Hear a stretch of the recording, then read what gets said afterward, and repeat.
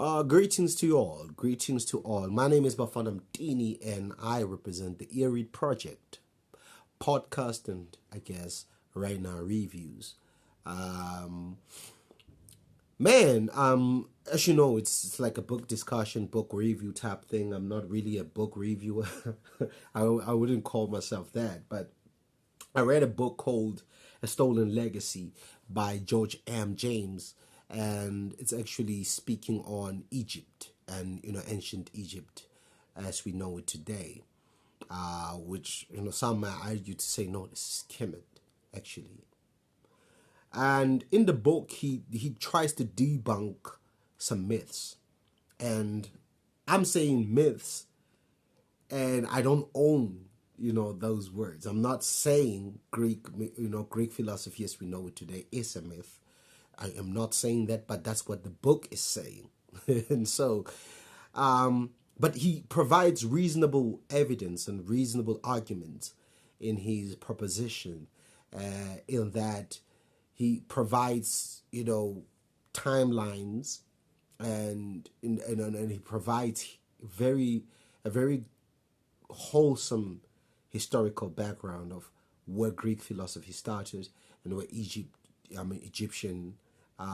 Egyptian mystery schools actually started, and or the mystery knowledge, and so it, it challenges you to actually reconsider what you've been taught for your entire life about the likes of Plato, Socrates, Aristotle, Pythagoras, just to mention a few, and because those are the basically fathers of modern philosophy as we know it,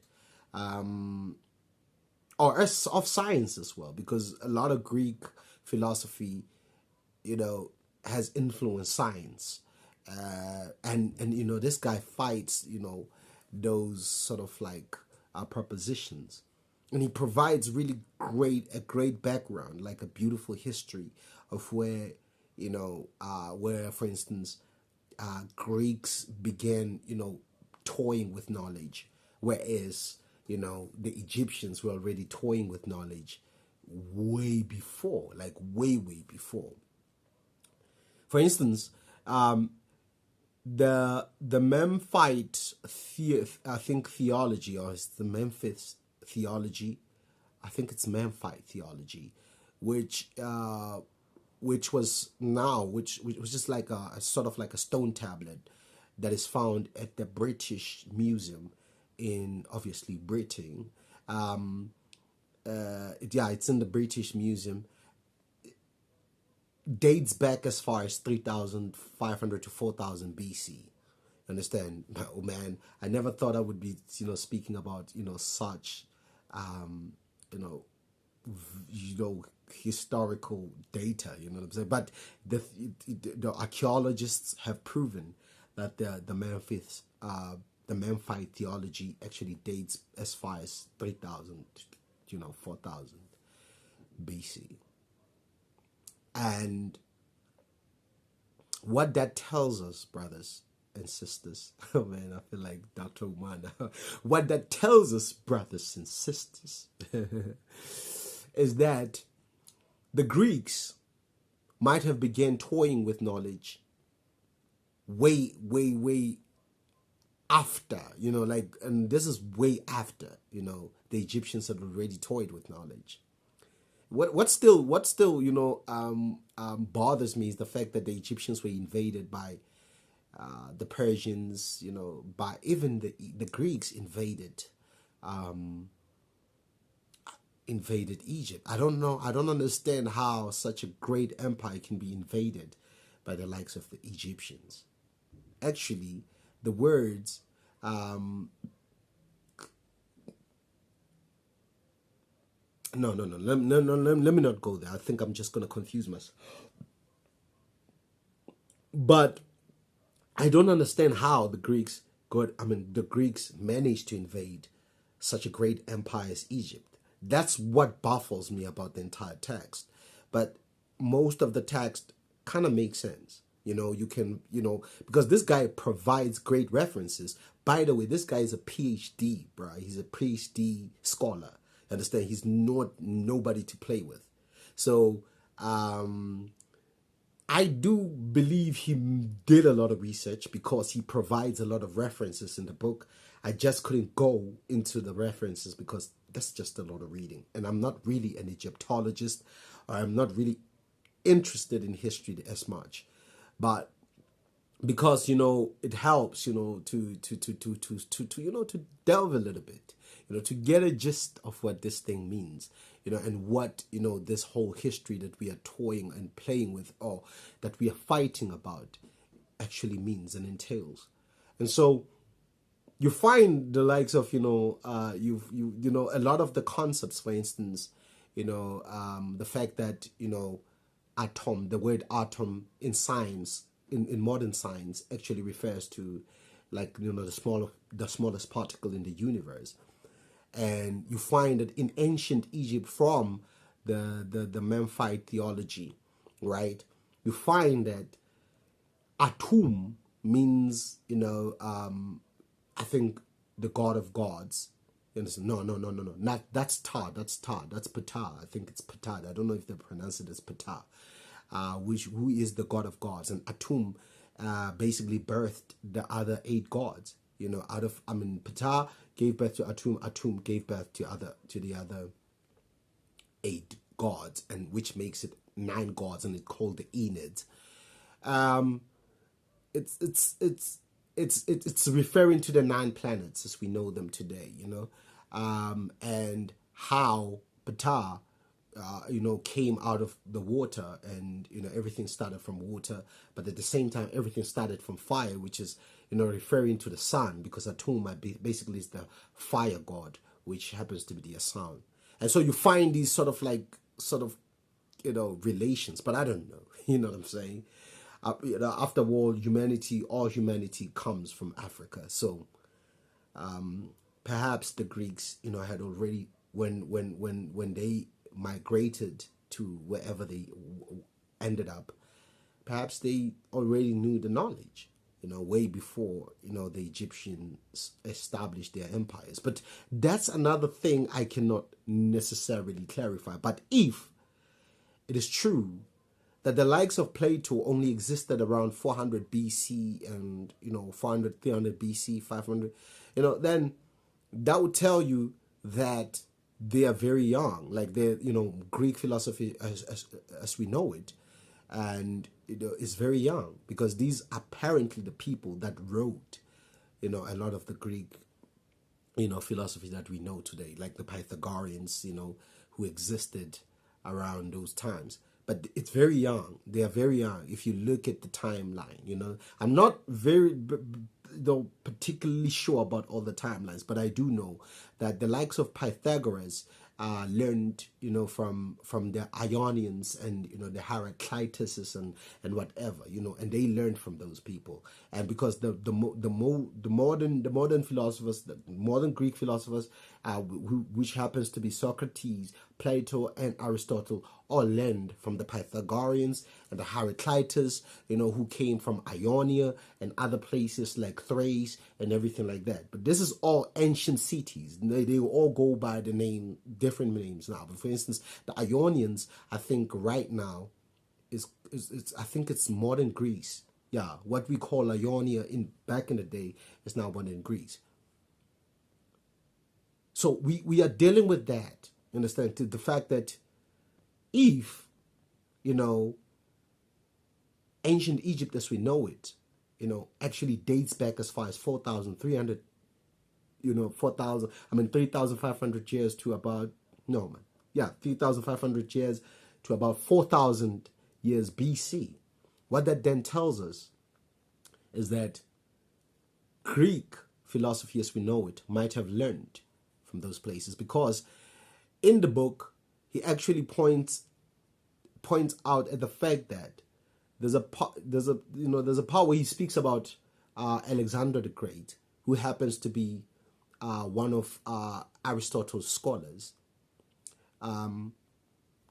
went on to be a king, and he invaded Egypt, and from there he actually apparently stole, most of the books that were in the Egyptian mysteries, mystery schools, and and Aristotle gained access into those books, and he actually was reading and doing research in the Library of Alexandria, which was actually built, I guess, or named after Alexander the Great.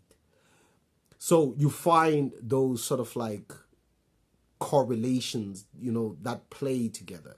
That, it might have been because Aristotle teaches Plato, right? Plato learns from Aristotle, and then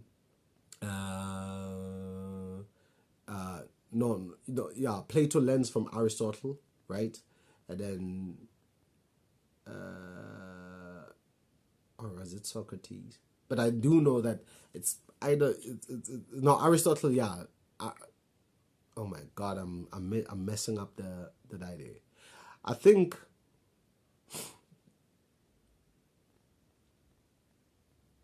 late Socrates came first, right? Socrates apparently got murdered, and another thing is that the movie 300, right? What is this? Country? Greece was actually at war with the Persians at some point. So this guy argues that how was philosophy? How did they even have time to philosophize if there was war? They were actually in the middle of wars at the time. Understand? And he argues that it's not true. Like they must have invaded Egypt, got the books, and then actually now started plagiarizing. So what then happens is that he actually points out to the fact that Socrates learned, I think from the likes of Pythagoras and Democritus, right? And then from there, Socrates taught Plato, and Plato taught Aristotle. Aristotle taught Alexandra, but then Aristotle made most of the historical, philosophy. Apparently, he wrote a lot of books, which, if you really look at the number of books he has apparently wrote, is almost impossible. I mean, how did he master all of these subjects? But then maybe it was the times, and the knowledge was just not as in depth as now. We know that, for instance, the likes of a Neil deGrasse Tyson will only focus on astrophysics. The likes of Lawrence Krauss will only focus on cosmology, and so you will not necessarily, know astrophysics and cosmology, as well as, or maybe if you are doing cosmology, you won't know it as well as astrophysics, because you are not majoring in it. And so this is some of the debates he's actually pointing out. But guys, I am not really an Egyptologist by any sense or a stretch of the word, but it was very interesting to read a little bit about Egyptian history, because I was always avoiding it. For some reason, it felt like, too ancient, and I felt like, oh my God, am I even gonna be able to, decipher some of the contents? But this book is a very simple book to read, so you can start. It's actually very good for entry-level readers who want to learn about Egypt. And with that said, I would like to leave it here because I don't want to go too deep. But if you want to maybe learn from the best of the best, I think it would be wise for you to come to the upcoming event where Mkhulu Ntsingiza will be visiting Carltonville, Khutsong in particular, at the Khutsong community hall, where he's going to be lecturing on Asa. I don't know who Asa is. I didn't read about Asa. I did learn about Neftut because I've often heard, some of the recitations that, Kamaku and the other members of the great empire of Kemet utter, like the likes of Neftut and Nut, who happen to be air, I think, who represent air and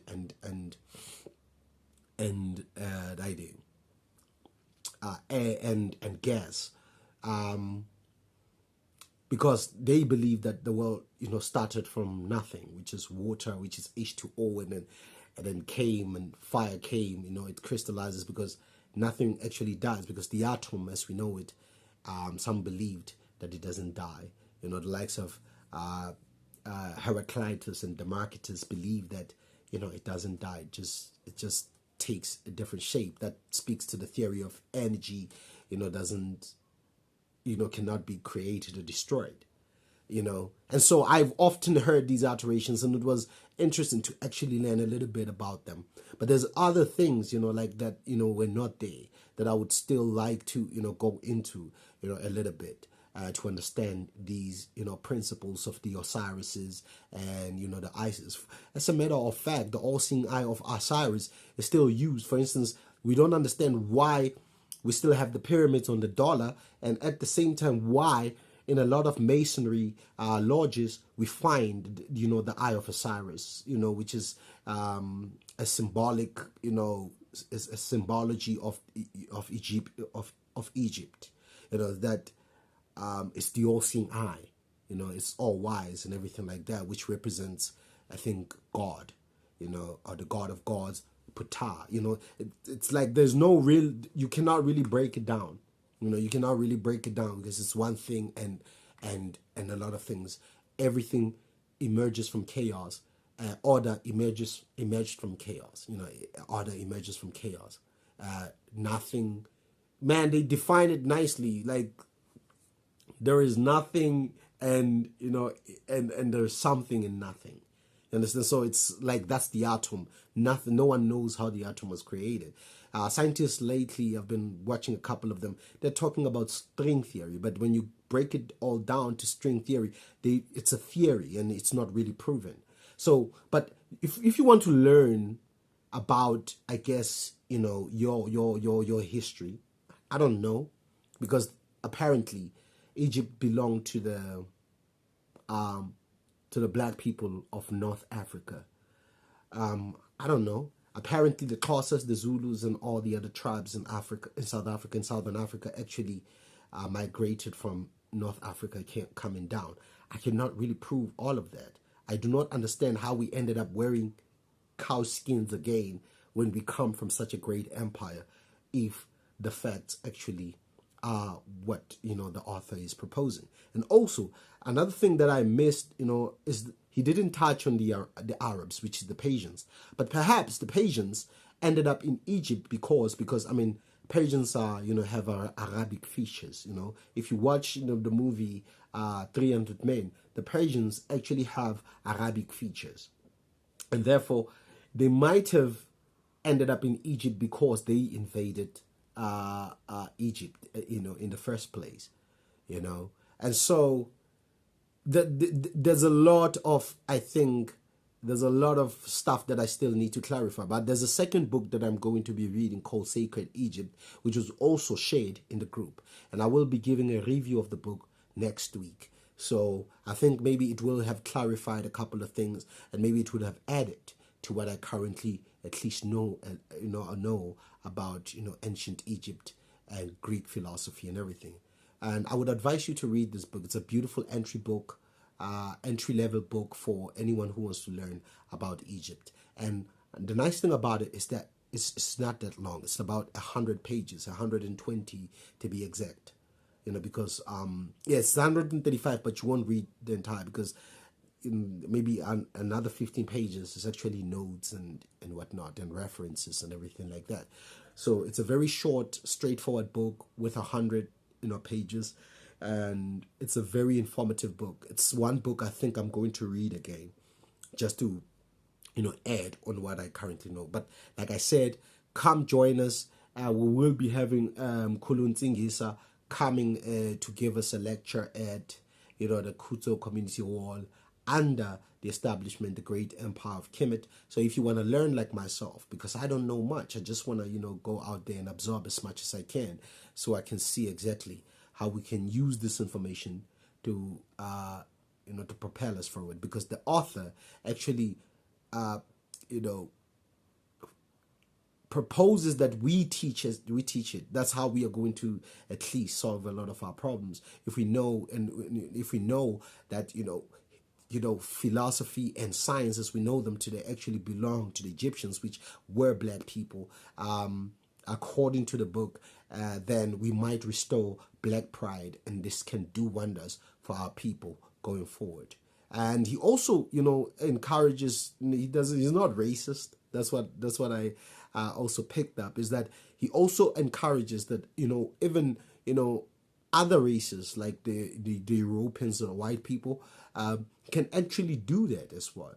They can read the history and learn, and so we can know the truth and not really have this white superiority complex or black inferiority complex. It can go both ways, but then it's something that we will still have to I guess see as we go forward. So the book was amazing, and like I said, I'm going to read it again. Maybe when I read it, I will give a second review. Maybe it will be much clearer because I would have gone through it twice. And maybe adding, the information from the sacred Egypt, which is, another a book on Egypt. Perhaps, it will add a little bit more. And therefore, like I said, join us at the not Kutso Literary Club, but the Kutso Community Hall. I think it's going to be on the 4th of October or something, but I will confirm the date. Just look at my social media. I will be sharing the information. And you can join us and come hear what Mkhulu Ntsingiza, who is probably much more, well educated in the subject. He will probably break it down much better than I have. And so with that, I would like to leave it here, man. I tried to just, summarize everything as much as I can, but I went up to 22 minutes. So I'm sorry. I don't edit my videos. I just put them out as they are. So thank you for watching. Like, subscribe, share. Let's push, man. Let's learn. Let's have fun. Peace and love. Peace and love. Peace and love. Peace and love.